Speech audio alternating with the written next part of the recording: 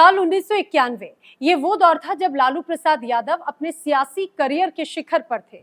उनके एक इशारे पर चुनाव में हार और जीत तय हो जाती थी। मंडल की राजनीति पर सवार होकर 1990 में वो बिहार के मुख्यमंत्री बन चुके थे। इधर केंद्र में गठबंधन की राजनीति की शुरुआत हुई तो क्षेत्रीय क्षत्रपों की पूछ भड़क बढ़ने लगी। लालू इसमें सबसे आगे थे और इसी बैकग्राउंड में 1991 में पटना लोकसभा सीट के लिए चुनाव हुआ, लेकिन इसमें लालू प्रसाद यादव खुद उम्मीदवार नहीं थे बल्कि वो मुख्य सूत्रधार थे। अपनी वाकपटुता के लिए मशहूर लालू के एक बयान में, सिर्फ एक बयान ने चुनाव का पूरा पासा ही पलट दिया। 1991 के लोकसभा चुनाव में लालू यादव ने इंद्र कुमार गुजराल को पटना से चुनाव लड़ाने के लिए बुला लिया। वो पंजाब के रहने वाले थे और कभी कांग्रेस के दिग्गज नेताओं में गिने जाते थे। इंदिरा गांधी की सरकार में मंत्री रहे, बाद में वो जनता दल में आ गए। गुजराल ने इससे पहले केवल एक बार ही लोकसभा का चुनाव लड़ा था। जब वो जालंधर से जीते तो राज्यसभा के सदस्य भी वो रहे। गुजराल का मुकाबला उस समय वित्त मंत्री यशवंत सिन्हा से था। कांग्रेस ने चंद्रशेखर की सरकार गिरा दी थी और इसीलिए 1991 में चुनाव की नौबत आई।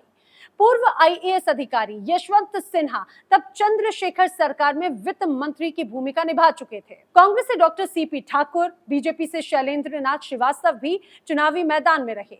अब इन सूरमाओं के मैदान में उतरने से देश और विदेश की मीडिया का ध्यान भी पटना पर ही केंद्रित हो गया। यशवंत सिन्हा का पटना से पुराना रिश्ता था, वो वहीं पढ़े लिखे थे और उसके बाद में पटना कॉलेज में वो बाकायदा पढ़ाते भी थे। लेकिन इसी बीच उनका सिलेक्शन हो गया आईएएस के लिए। बाद में उन्होंने आईएएस की नौकरी छोड़ी और राजनीति की राह पकड़ ली। यशवंत सिन्हा ने उस चुनाव को बेहद रोचक अंदाज में बाहरी बनाम बिहारी का नाम दिया और उनका ये प्रयास पूरी तरह से सफल होता भी दिखा, क्योंकि इंद्र कुमार गुजराल तो बिहार के थे ही नहीं, वो तो पंजाब के रहने वाले थे।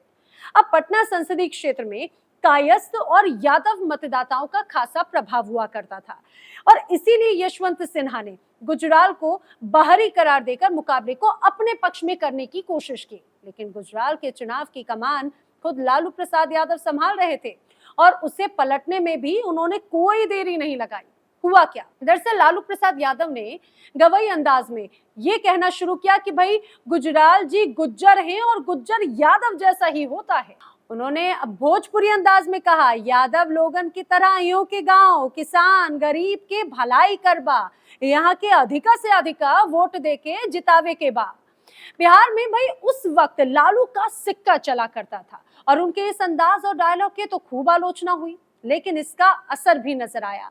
यादवों को लगने लगा कि भाई गुजराल तो यादव हैं और उन्हें तो जिताना ही पड़ेगा।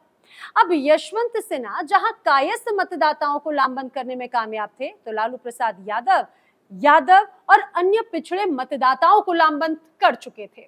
और लालू यहां नहीं रुके।